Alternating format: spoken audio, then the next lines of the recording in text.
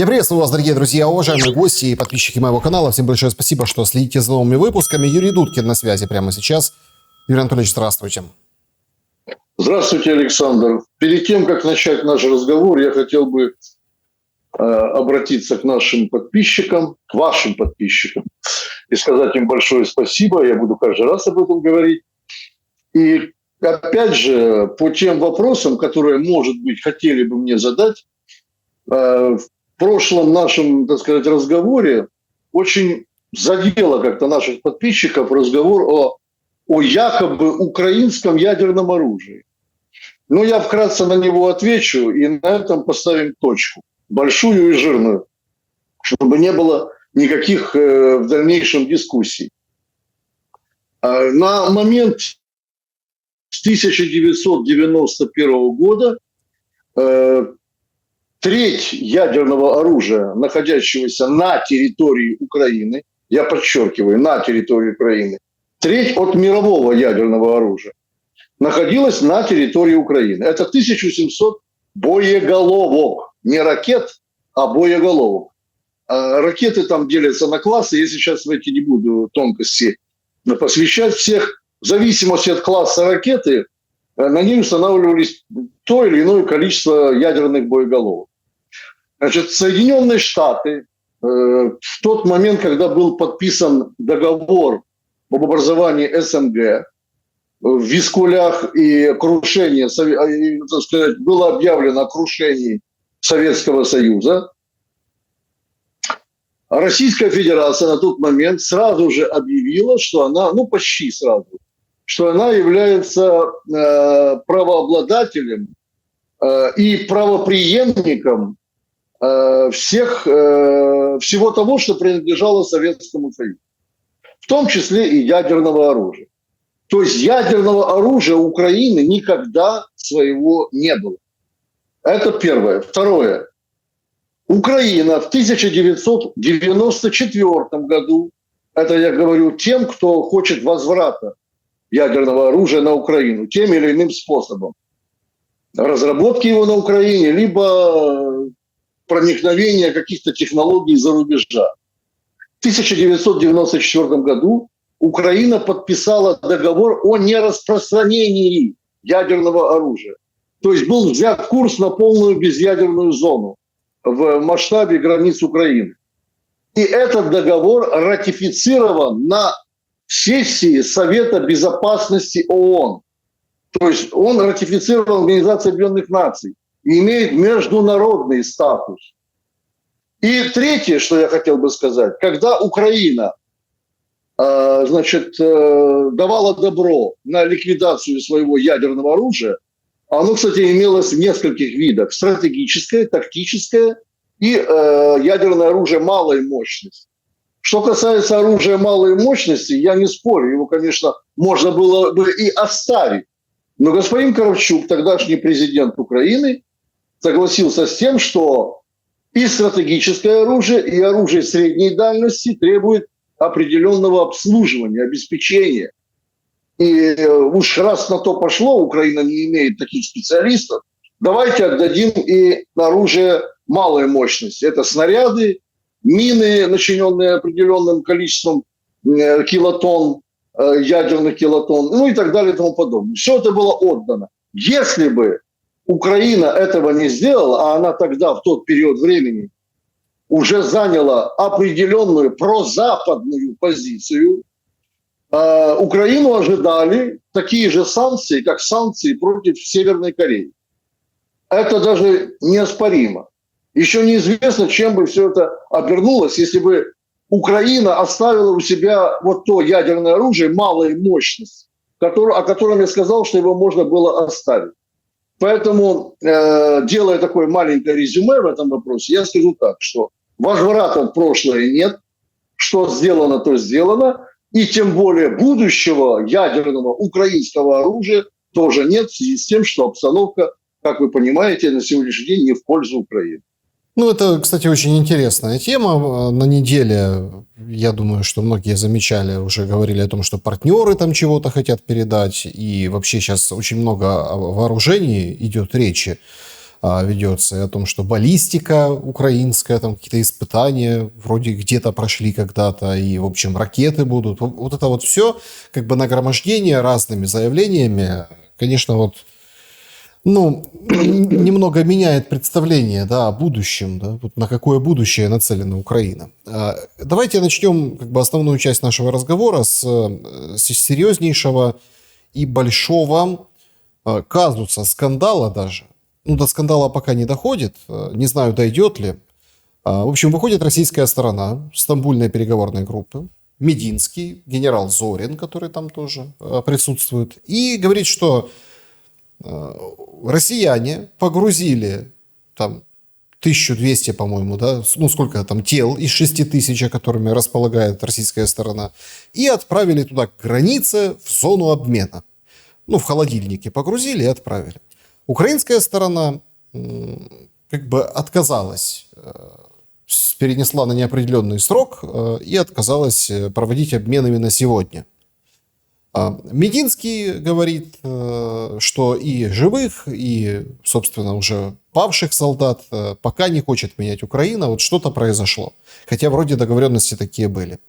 И сейчас эту историю трактуют двояко. С одной стороны, есть понятное возмущение, ну, вроде бы в Стамбуле, да, договорились 2 числа, вроде бы как надо исполнять. Все же очень оперативно в этом вопросе гуманитарном происходит. Хотя бы первую партию провести.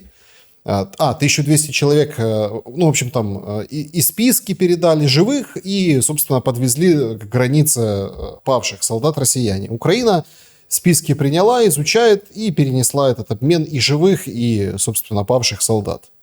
И вы знаете, вот здесь возникает такой какой-то вопрос, да? Понятно, что есть обвинения российской стороны, что она строит там хайп, такое как бы давление на украинскую сторону через трупы.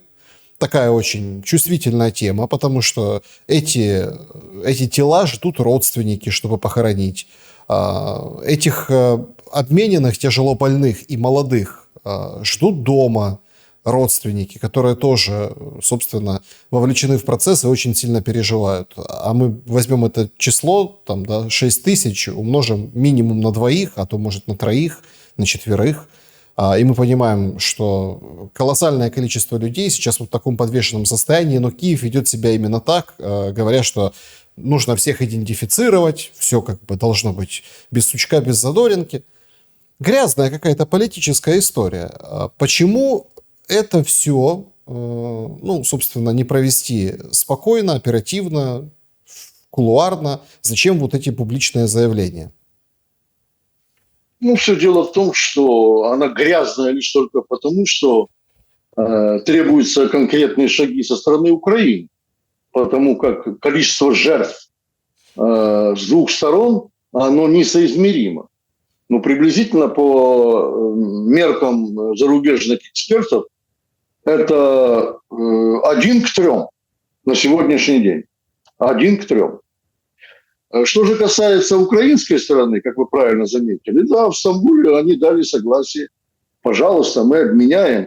И Мединский, в принципе, уточнил, говорит, мы даже согласны на то, чтобы сделать 2-3-дневное перемирие для того, чтобы прекратить огонь, и каждая из сторон могла зайти в ту самую серую зону и забрать тела погибших. Ну что в этом плохого? Какая грязная ситуация со стороны Мединского предполагалась в этом случае? Владимир Мединский абсолютно, ну как еще иначе можно втолковать, как забрать тела с поля боя, чтобы их не жрали бродячие собаки, и эти тела не мумифицировались на линии разграничения. То есть он предложил абсолютно приемлемый, нормальный вариант.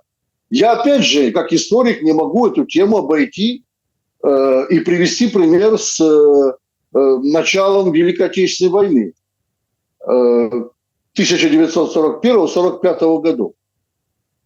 Это было вообще-то как бы нормальной частью войны, когда 2 стороны на уровне командующих фронтами, армиями договаривались между собой, командующие со стороны вермахта и со стороны Красной армии, договаривались о каком-то временном прекращении огня, значит, определенные группы людей надевали на себя белые повязки и выходили в серую зону и забирали тела погибших. Это нормальное явление было. Должен сказать, что начальник политического управления РККА господин Мехлис, зная об этой ситуации в то время, доложил Сталину об подобных случаях. А Сталин задал Мехлису очень такой интересный вопрос о ведении боевых действий со стороны Красной Армии. Это мешает нашему наступлению? Нет.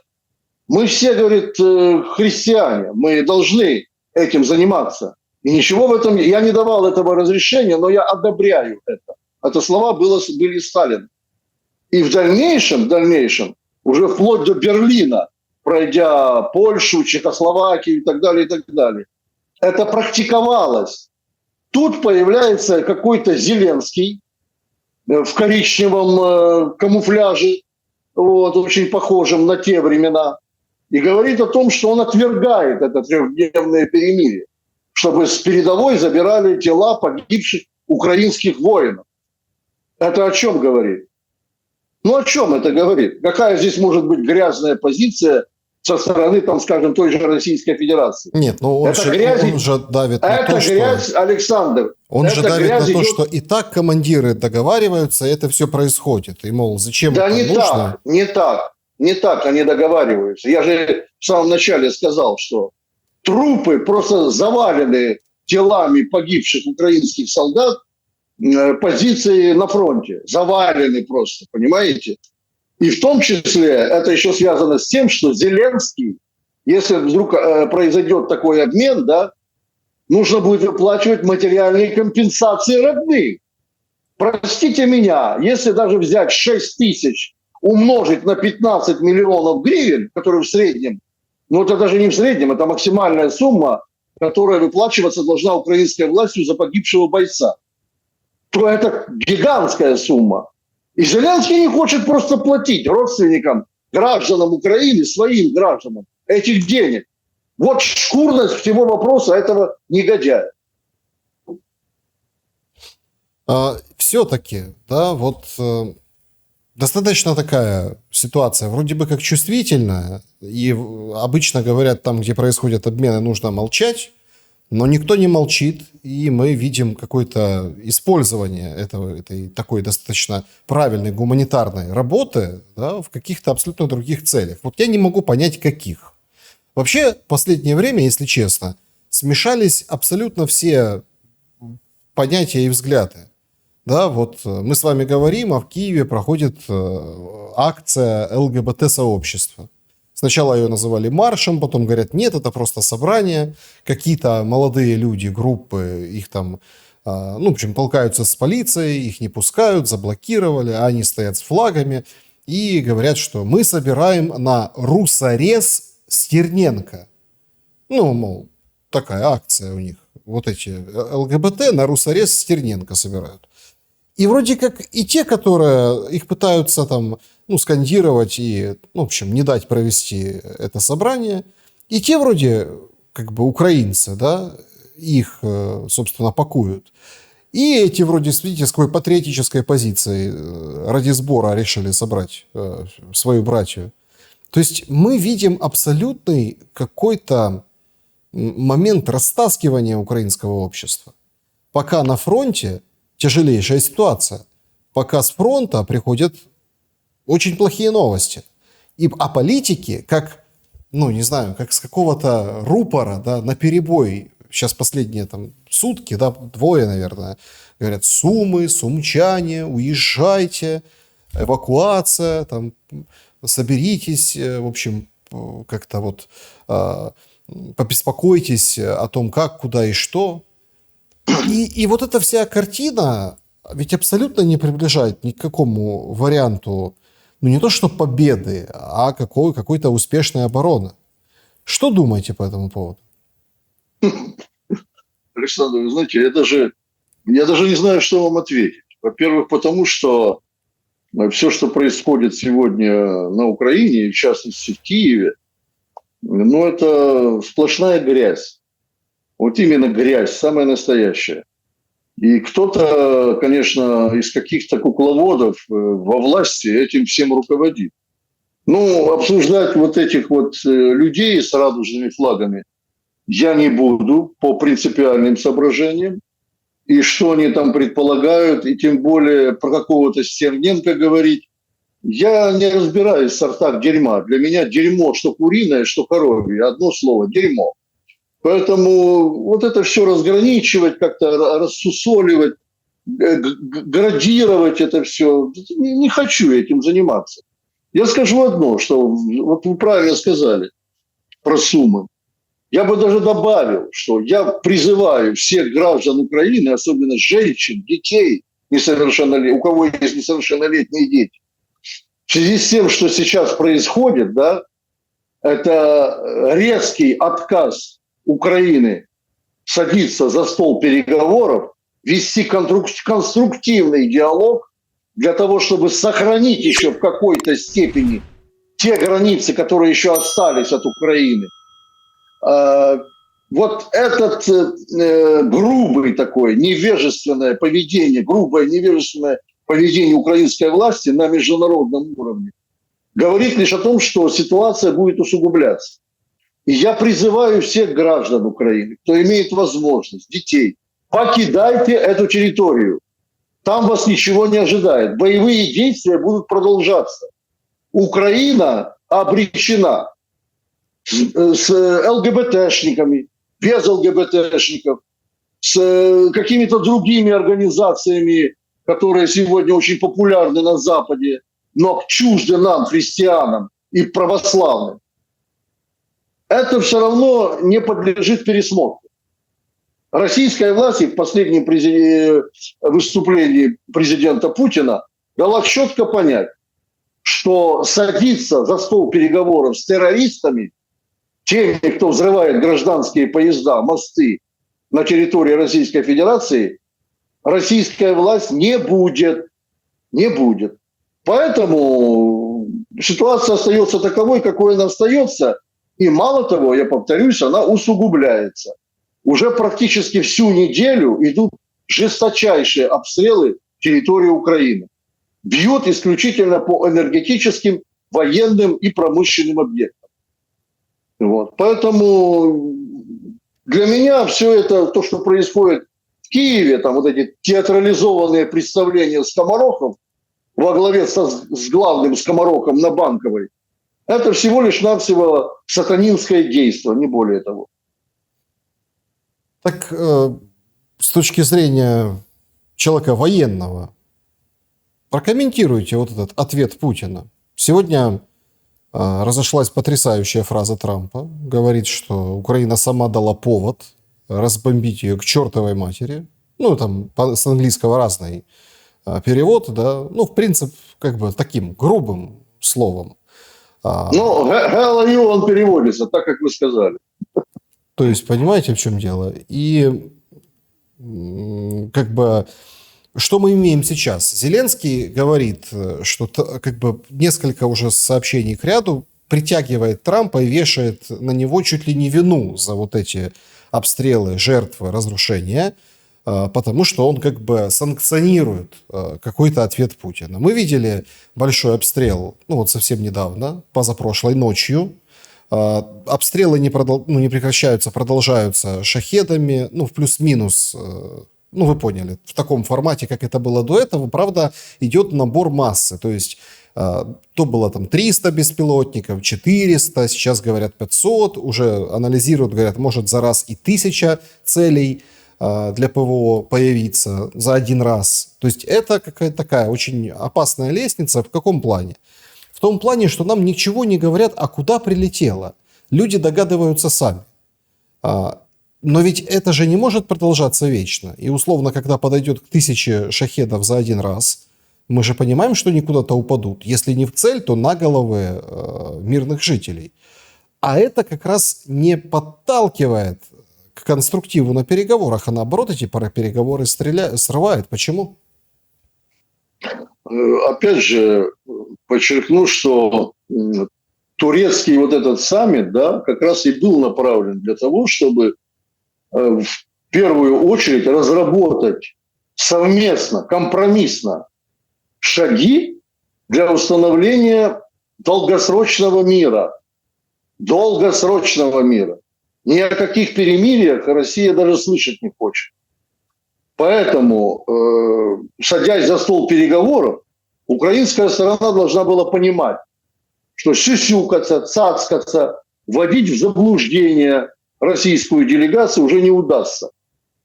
После 2 Минсков, после тех же Стамбулов, тех же зерновых сделок и так далее и тому подобное. Потому что Украина всегда нарушала эти все договоренности. И это уже подтверждено и на международном уровне. Поэтому Трамп правильно сказал. И он, я так понимаю, если говорить уже чисто о Соединенных Штатах Америки, постепенно, ненавязчиво, как говорится, дистанцируется от Украины. И это будет продолжаться. Самое главное, я еще раз говорю, окончание влияния Соединенных Штатов на те процессы, которые проистекают в Украине, а это еще будет продолжаться несколько лет, Соединенные Штаты заключат, в конце концов, решение свое о выводе, полном выводе американских специалистов и специалистов спецслужб из украинской территории. Вот это будет окончательной точкой в вопросе Украины для Соединенных Штатов. Теперь же, опять же, украинцы, да, действительно, и Зеленский в том числе, всячески сетуют на то, что идет, так сказать, постепенное сворачивание оружейной программы для Украины. Но Европа, как мы видим, да, и из выступлений еврочиновников, еврокомиссаров, не собирается складывать оружие и что-то там делать в сторону мирных соглашений каких-то. Вот. Та же, например, взять Кая Каллас, которая является евродипломатом, да? Казалось бы, дипломат должен заниматься дипломатией, дипломатической работой. То есть больше говорить, больше общаться, искать пути к миру и так далее и тому подобное. Эта чиновница говорит исключительно об оружии. Ну, такой нонсенс я встречаю в своей жизни впервые. Дипломаты Евросоюза говорят об оружии. Как, сколько выделить для Украины на закупку вооружений и так далее и тому подобное. Украинские военные на сегодняшний день уже испытывают колоссальный дефицит FPV-дронов. И это связано с промышленным производством внутри Украины. Последняя неделя обстрелов, которая произошла, дала о себе знать. То есть резкое сокращение поставок на передовую FPV-дронов говорит о том, что перевес в силе на сегодняшний день на стороне Российской Федерации.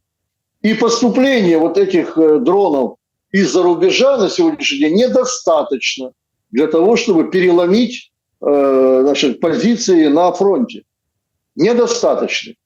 Плюс ко всему, значит, насколько я знаю, по моей информации, военнослужащие ВСУ категорически избегают прямого столкновения с вооруженными силами Российской Федерации. Ну, что называется, штык в штык. То есть все-таки то, о чем я говорил еще 5 лет назад, выступая на украинских телеканалах, что будущая война между Украиной и Россией, это будет война дистанционная. Вот, в ней будут участвовать, в то время я даже не представлял, что в таком количестве будут участвовать средства радиоэлектронной борьбы и беспилотные летательные аппараты. Но абсолютно был убежден, что дистанционное ведение без, как говорится, без конкретного соприкосновения на фронте, да, вот такие боевые действия вполне возможны будут. Кстати, эту теорию в свое время, еще в советское время, бесконтактного ведения войны разрабатывал российский адмирал флота Иван Матвеевич Капитанец. Он написал по этому поводу очень интересные труды. Но он писал их для флота, потому что действительно на сегодняшний день современные корабли не сближаются в линию и не палят из пушек друг друга. У каждого сейчас военного корабля, неважно, российский это, китайский или американский, существует оружие дальнего боя. И флотские, значит, офицеры должны уметь поражать все цели надводные, так и подводные, на большом расстоянии. Вот об этом бесконтактном ведении боя писал адмирал флота Капитанец. Но никто в то время не подозревал, что это будет касаться непосредственно и сухопутного ведения боевых действий. На сегодняшний день это действительно так. И в заключение этого вопроса могу сказать одно, что подобный вид вооружений, он не остановился на месте. Он идет ведет свою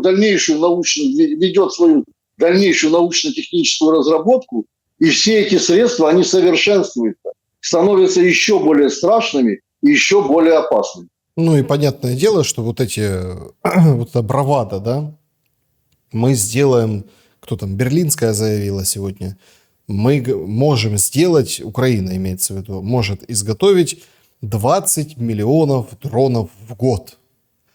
Но тут даже если логически подумать, окей, вроде как, потужно, но проблема FPV-дронов, о которых вы упомянули, и сегодня тоже об этом пишет западная пресса, как раз таки заключается, как вы сказали, да, в быстром устаревании технологии. И экономическом потенциале. Ведь дроны ведь не из пластилина лепятся. Нужны комплектующие. А где их брать? А комплектующие, это, извините, они связаны прежде всего с электроникой. Украина этого не делает сама. Поэтому комплектующие на сегодняшний день находятся в Украине в очень большом дефиците. Вот что самое главное. И получается очень такая тяжелая ситуация вместе с другими факторами. Тут выяснилось, про суммы заговорили, выяснилось, что о фортификации на бумаге. Какие-то окопы под открытым небом, непонятно где, просто ради галочки, ради того, чтобы были. Что там в этих окопах, непонятно. То есть опять, получается, наступают на те же самые грабли. Хотя вроде бы как ситуация на Донбассе, там с Авдеевкой, с продвижением там должна была хотя бы чему-то научить. На бумаге получаются фортификации, на бумаге получается личный состав, потому что тоже большая проблема. На бумаге вроде бы, смотрите, как много солдат, а на самом деле там перешерсти и увидишь, что абсолютно нет. То есть очковтирательство вместе с коррупционной составляющей, плюс от этого низкий моральный дух. Есть предположение, что такими темпами вот именно вот то, что мы называем обрушение фронта, вот эта черта обрушения, нам всем маячит осенью. То есть где-то это осенью произойдет. Разделяете вы или нет вот такие прогнозы, или такую аналитику? Я с вами целиком согласен, что ситуация с постройкой фортификационных сооружений тяжелая, но когда и в какое время произойдет прорыв на запад российских войск, я затрудняюсь ответить. Это, так сказать, мы некомпетентны в некоторых вопросах, чтобы четко прогнозировать, когда это случится. То, что на Украине воруют испокон веков, это не секрет. Даже не испокон веков, а с 1991 года.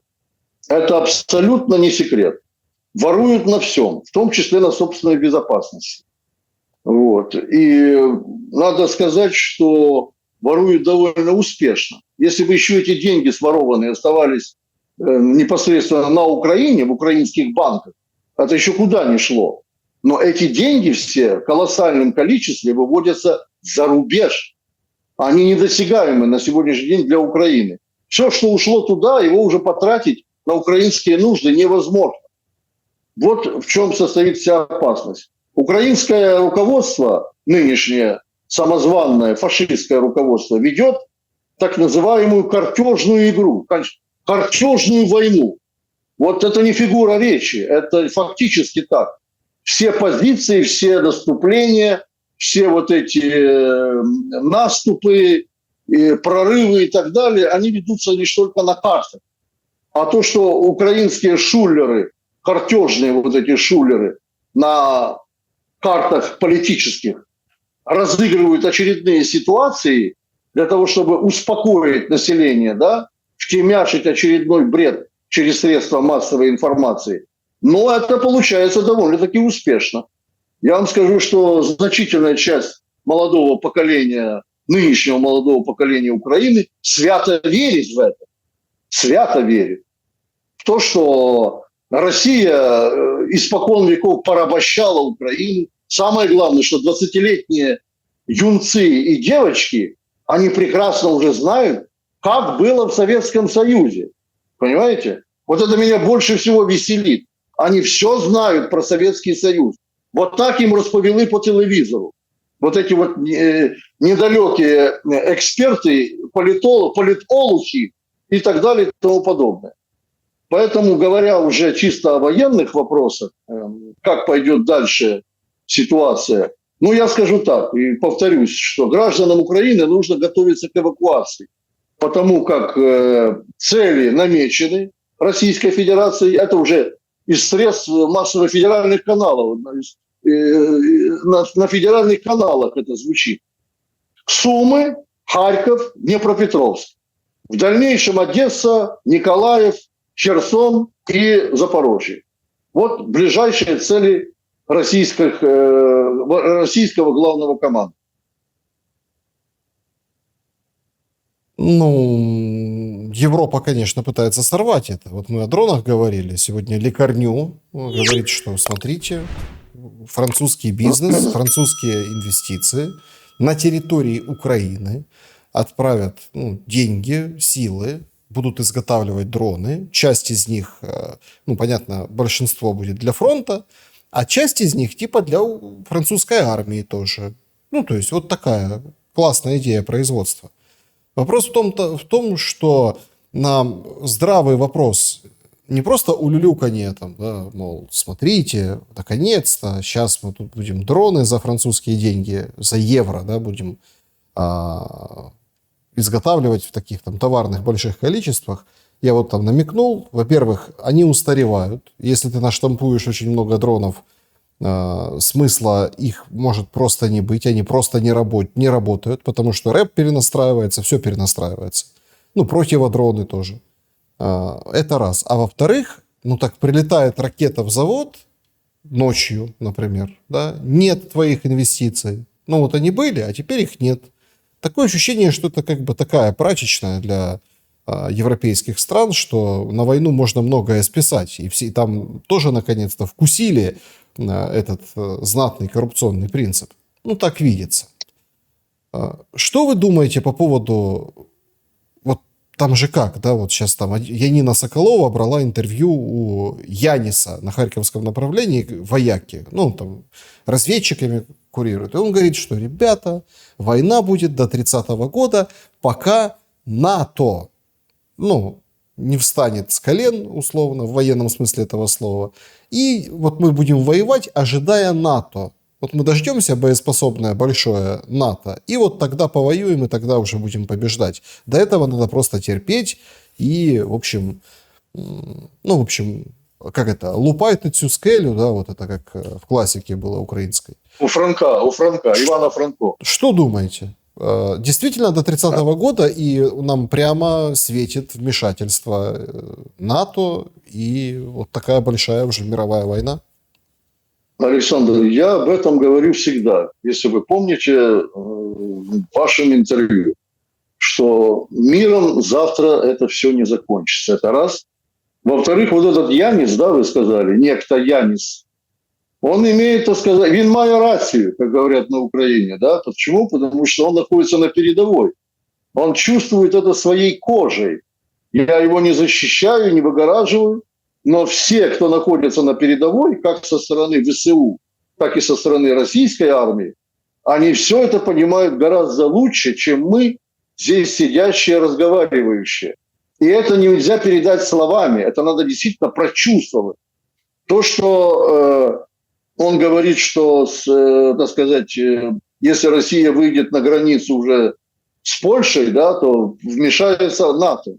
Ну, поверьте мне, да, оно не вмешается, раз. Во-вторых, с падением Киева, что абсолютно, я считаю, неизбежным. Потому как в России считают Киев матч городов русских, русским городом. И это в недалекой перспективе все-таки будет российской армии осуществлено. Здесь не будет никаких уличных боев. Здесь достаточно того, чтобы, как это было в начале, в 22 году, 24 февраля, подойти к Киеву хотя бы на 30 километров. Этого уже будет достаточно, чтобы подавить моральный дух. Моральный дух, дорогие наши зрители, если кто этому не придает значения, он очень ошибается. Моральный дух войск – это очень высокая степень показатель того, насколько боеспособны войска, насколько они мотивированы. С падением морального духа солдаты разбегаются. Разбегаются кто куда. Кто в плен, кто в тыл, кто еще куда-то. Поэтому не зря было в свое время учреждено с 2017 года в Российской Федерации возрождены военно-политические управления. И политработники в российской армии возрождены. Ну, украинская армия, насколько мне известно, этим занимаются так званые військові капелланы. Либо раньше это были офицеры социально-психологической службы. Но ни того, ни другого сегодня нет фактически.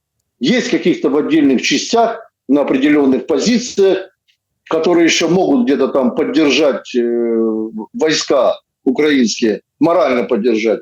Но на самом-то деле пишущие сводки украинские командиры в штабы, да, в свои штабы, где кому они подчинены, я знаю точно, они на сегодняшний день пишут в перечне того, что они там потеряли, что им необходимо, что они взяли, завоевали, если они завоевали там какую-то высотку или какой-то населенный пункт, чего уже давно, кстати, не было, то они в конце пишут: морально-психологічний стан військ незадовільний. Это мне говорили украинские военнослужащие. Причем не, так сказать, рядового состава, как вы понимаете. Морально-психологическое состояние войск неудовлетворительное. Вот так пишут сегодня украинские командиры. Юрий Анатольевич, сейчас поймете, к чему я вот об этой проблеме, которая может возникнуть вот уже сейчас. Поссорился Трамп с Маском. Знатная была драчка политическая, экономическая, в общем, американская, и даже где-то там на личное переходили они. Да? Тут Трамп говорит, Маск потерял рассудок, Маск говорит, не опубликовали дело Эпштейна, ну, там, со всякими мерзостями, которые происходили среди элит, да, потому что Трамп там был завязан, потом этот пост удалил, но, тем не менее, вроде как пошло какое-то сближение, но достаточно прохладное, в общем, посмотрим, к чему это все приведет. Сообщение Вашингтон-Пост сегодняшнее. Starlink Илона Маска представляет угрозу для национальной безопасности. Это говорят сотрудники Белого дома. Значит, спутниковая связь, которую там установили Старлинки на Белом доме, они обходили систему контроля, в общем, которая предназначена для того, чтобы не было утечек. Они не были заранее уведомлены, когда в феврале представители группы Доги поднялись на крышу соседнего здания и установили терминалы для работы Starlink. Источники утверждают, что персонал не имел возможности отслеживать это соединение, а значит, не мог предотвратить утечку. То есть большой скандал намечается в плане того, что через Starlink, да, вот американцы могли потерять какие-то важные данные. Но это же полбеды. Мы же понимаем, что отсутствие Старлинка на фронте или отключение Старлинка из-за, в том числе вот этих внутриамериканских дрязг, это же обернется большой кровью для ВСУ, которая, как ни крути, но все-таки Старлинки, они и давали преимущество, ну и сейчас являются, даже сейчас, таким, ну, весомым, да, скажем, элементом связи, которую там не взломаешь, или там интернета, который будет всегда с тобой, потому что все в курсе, что там через мессенджеры передают какие-то сообщения друг другу военные и офицеры. Как вы думаете, дойдет до того, что Старлинки отключат вооруженным силам Украины? Вполне возможно. Скажите, Саша, вы знаете, кто оплачивает украинские Старлинки на фронте? Ну, говорили поляки. Поляки. Это не говорили, это так и есть, да. Ну, там просто еще была информация, что еще кто-то платит, вроде как Пентагон деньги выделил, да. Гораздо меньшая сумма. Основное бремя оплаты за Старлинки, а это очень дорогая связь, оплачивают поляки. На сегодняшний день у Украины с поляками не самые блестящие отношения. Даже с приходом Навроцкого, нового президента, да, Польши, я не могу, так сказать, спрогнозировать улучшение этих отношений. Потому что Навроцкий, он заявил, что доколе Украина будет исповедовать бандеровские принципы, нам с ней не по пути. Да, он ярый русофоб, он готов воевать, так сказать, и на идеологическом, и на горячем фронте до последнего с Российской Федерацией, но примириться с бандеровщиной, которая сегодня в ранге государственной политики Украины, он никогда не сможет. Если, как говорится, припечет, да, то поляки просто-таки перестанут за это платить. Ну, может быть, Украина найдет каких-то других спонсоров, чтобы заплатить за Starlink. Но теперь, что касается того скандала, о котором вы сказали, по поводу установления на крыше Белого дома этих антенн старлинковских. Давайте я вам так вкратце, поскольку я по первой профессии своей связист, когда служил 3 года в военно-морском флоте, я вам объясню, как это выглядит. Значит, есть открытая связь, есть закрытая связь. Ну, это не секрет. Значит, для закрытой связи нужны так называемые ключи. Ключи, естественно, изобретает тот, кто изобретает Starlink. То есть без этих ключей нельзя будет... Ключи должны находиться как у одного респондента, так и у другого, чтобы вести спокойный, нормальный диалог в закрытом режиме. Те ключи, которые создавал господин Маск, естественно, находились и в Белом доме. Он поделился ими, но он с ними и не расставался. Они также у него есть. То есть все, что творится по закрытой связи, господин Маск абсолютно в курсе дела. И что творилось, и что творится. Он абсолютно в курсе всех дел, о чем говорят по Старлинкам закрытой связи на Украине. Он абсолютно в курсе.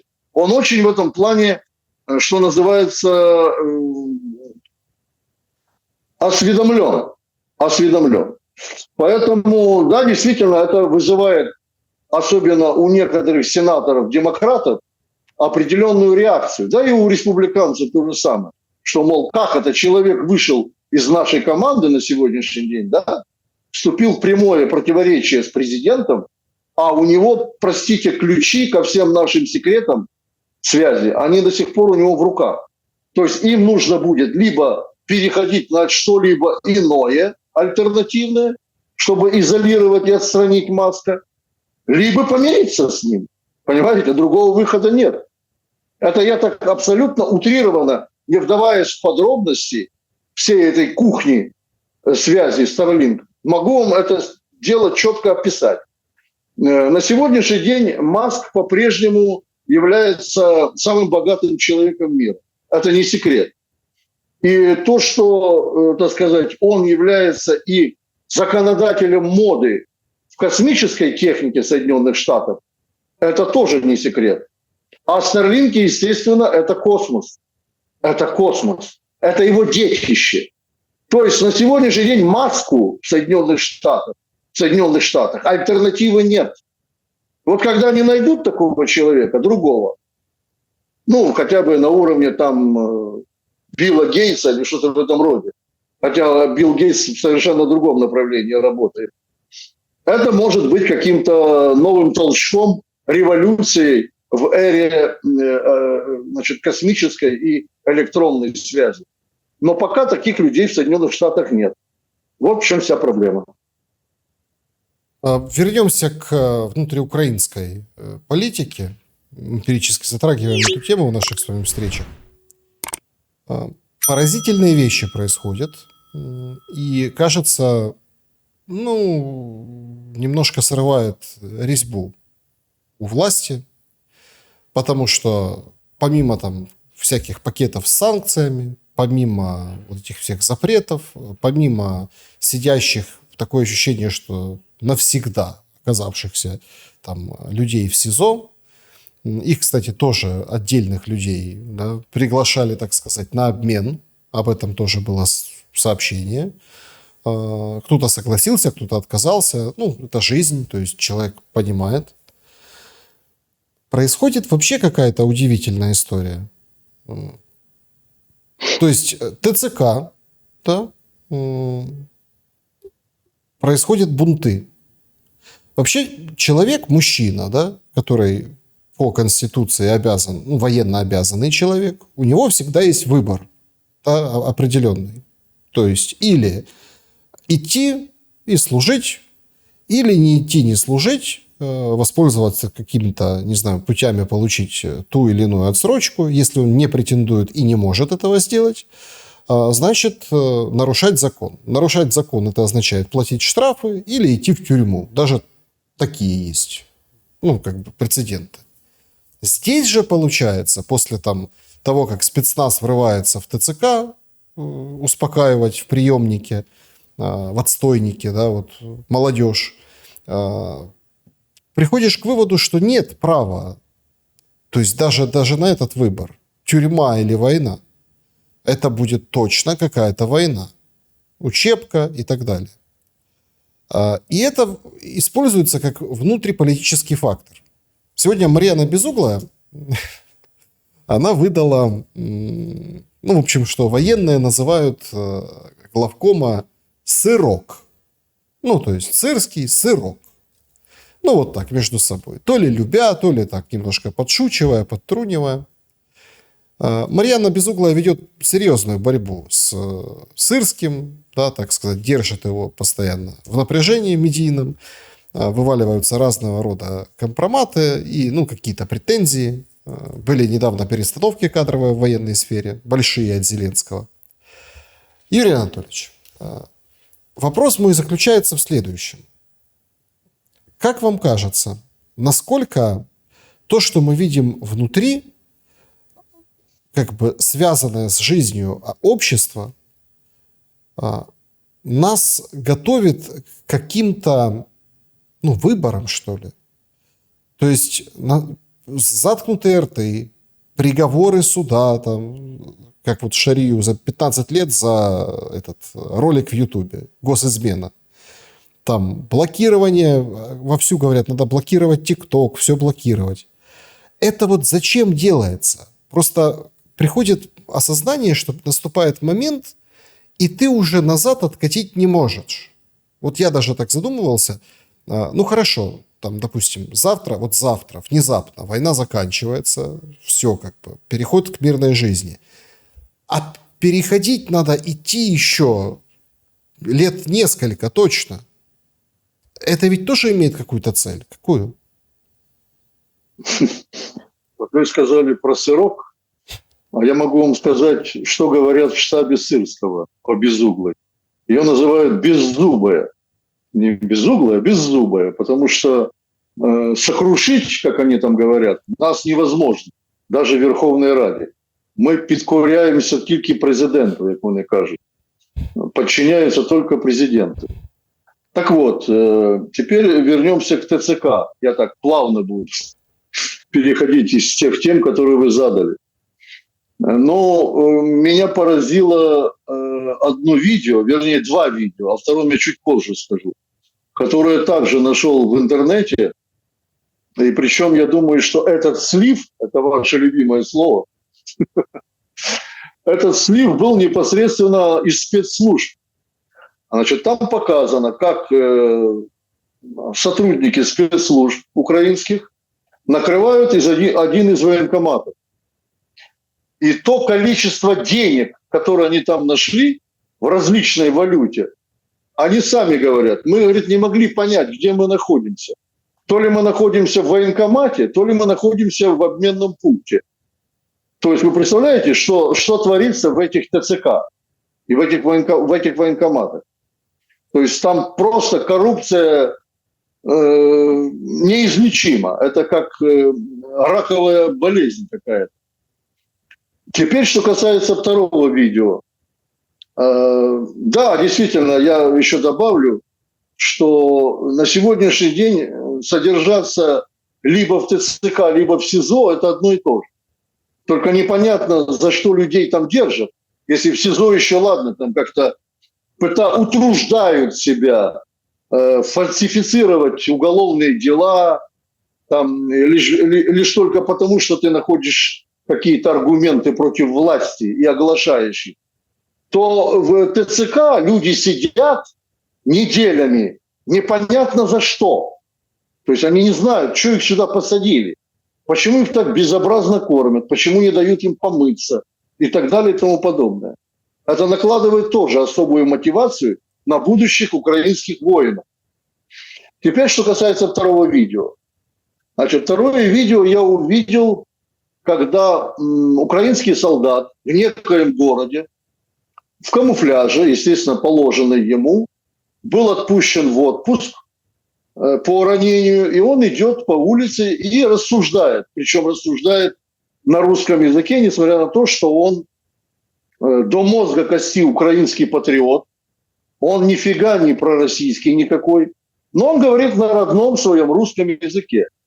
И вот он рассуждает также и о ТЦК, что почему, говорит, эти сволочи доводят украинских солдат до такой степени, что те, прибывая на передовую, силой их туда доставляют, они не хотят воевать. Они либо сбегают, либо кончают жизнь самоубийством, либо сдаются. Так вот, говорит, я предлагаю вводить для ТЦК особую форму одежды. Но я бы еще, так сказать, уточнил бы. Пусть будет такая форма одежды у них, как, например, у господина Зеленского, чтобы украинских солдат, украинских военнослужащих отличали все-таки от ТЦКшников. И он говорит, я иду по улице родного города, я не знаю, от кого я получу. То есть, если я иду и меня остановит ТЦК, догонят там, дадут по голове, а потом, увидев мои документы, меня отпустят, потому что я действующий военнослужащий. Или же мои же сограждане, с кем я здесь живу всю свою жизнь, да, жил всю свою жизнь, также меня догонят и отмордуют, как ТЦКшника, потому что я иду в такой же пятнистой форме. Вот какая проблема на сегодняшний день в украинском обществе. Это, кстати, вещи тоже такие, знаете, себе довольно опасные. Я говорил в прошлый раз, что Украина еще не пережила того сопротивления внутреннего, которое она в будущем может пережить. Я говорил о лесных фронтах. Вполне возможно такое. И те, кто, скажем, в комментариях к нашим видео смеются, да, иногда, на такие утверждения, но они потом будут смеяться, как говорится, последними. Потому есть, что это... есть такое выражение «накутних». Да, совершенно верно. На угловых зубах, да. Да, мы, так сказать, пережили тот уже день, год, когда на Майдане скакавшие, да, тоже смеялись и говорили, что они завтра будут в Европе, поубивав всех своих, через несколько дней, всех своих соплеменников. Вот. Сегодня уже никто не смеется. И Майдан вспоминать вообще не хотят. Никто не хочет вспоминать Майдан. Ну, делают вид, что забыли, что такое было, понимаете? Сейчас главная дата, на нас напали в 22 году, 24 февраля. Вот они с этой даты начинают отсчет украинской независимости. А то, что было с 1991 года, все стараются уже не упоминать. Ну и в завершение нашей сегодняшней встречи. Почему пошла какая-то новая волна шельмования, в предательстве, в работе там, на противника, на врага со стороны украинцев, да, украинских структур? Пошли заказы, пошла вот эта история, а давайте все остатки ОПЗЖ или там партии регионов или каких-то там политиков, да, будем менять на азовцев, а вот этого нужно найти, убить как портного. И прям целые программы записывают. Я думаю, вам тоже попадалось. Там сразу там несколько, скажем так, десятков минут рассуждают, почему нужно вот этого застрелить, того застрелить, а этого посадить. Я там вспоминал Шария, ну тут тоже как бы пошла такая информация. Ну понятно, значит он в расстрельных списках, ходят какие-то расстрельные списки, люди с умным видом такие сидят и думают, да, мы знаем, что там, кто следующий. И на этом всем, поднимается вот эта вот волна хайпа. Я, если честно, немножко прозреваю за последнюю неделю. От чего? От того, что не было этого в Украине. До Майдана, о котором, как вы сказали, не надо вспоминать. Не было. Нет, понятно, что украинцы всегда там, 2 украинца, 3 гетьмана, ссорились. Но вот такого, скажем так, не было. То есть не просто там... Александр, или не было, или вы со мной с не вами. согласны? Не согласен с вами. Давайте хотя бы вспомним Олеся Бузину. А сайт «Миротворец» уже что, не работает? Работает. Причем на полную катушку. И списки сайта «Миротворец», да, это как раз те люди, где, кстати, записан и ваш покорный слуга, предназначенные к уничтожению. Не просто там какому-то там судебному разбирательству, к уничтожению. И об этом абсолютно свободно говорит власть. А сайт «Миротворец» создавал кто? Господин Тука. Помните такого, да? Там Геращенко говорили там. Да. Это все люди, которые были во власти. Не просто там где-то какие-то блогеры. Это люди из власти. А господин Калашников, который был расстрелян. А многие-многие другие. Я сейчас просто не буду вспоминать эти фамилии. Потому что это боль для родных. Понимаете? То есть это было и ранее. Оно и сегодня продолжается. А то, что, например, никого не смущает, что сайт «Миротворец» зарегистрирован на домене НАТО. Это, кстати, как вообще-то? Вот. Поэтому это все уши растут из-за океана. Это продиктовано из-за океана создавать подобные списки и соответствующим образом расправляться с теми, кто не согласен с американской политикой, с внутренней украинской политикой, с отдельными политиканами, которые дорвались до власти и превратили Украину в отстойник, самый настоящий, помойную яму. Поэтому, Александр, я в этом плане не могу с вами согласиться, потому что это существовало еще до войны. Это сразу пришло к нам после Майдана, когда американские политики первой величины, посол, помощник государственного секретаря, послы европейских государств вышли и не просто там поддержали, участвовали в этом Майдане, навязывали свою теорию. У вас бывает в эфире один человек, который очень сильно в этом осведомлен. Правда, он давным-давно поменял эту свои убеждения и выступает сегодня с абсолютно противоположными утверждениями насчет Майдана, скрывающими эту гниль майданную и всех этих кураторов, которые там были. Вы знаете, о ком я говорю. Поэтому давайте мы сегодня скажем так, что Украина как была, так и находится под внешним влиянием. И то, что господина Портнова убрали непосредственно при обслуживании английских спецслужб Великобритании, это тоже является, говорится, ясным как божий день. Вот. Поэтому я не соглашусь с тем, что якобы здесь какие-то существуют новые подходы в этом вопросе. Все хорошо забытое, как там говорится, старое, да, является новеньким в этой нашей жизни. Давайте будем смотреть как раз на то, что уже было сделано, и то, что нам еще предстоит пережить. А таких заказных убийств будет не только среди украинских политиков, но, как мы видим, уже и со стороны российских людей, которые носят погоны, которые являются политиками в определенной сфере, посвященными в украинскую проблематику. Юрий Дудкин был моим собеседником сегодня. Благодарю за время и мысли. Всего хорошего, Александр. Друзья, спасибо, что посмотрели это видео. Напишите, что думаете в комментариях. Поставьте лайк, не забудьте. Всем добра и света, несмотря ни на что. Увидимся.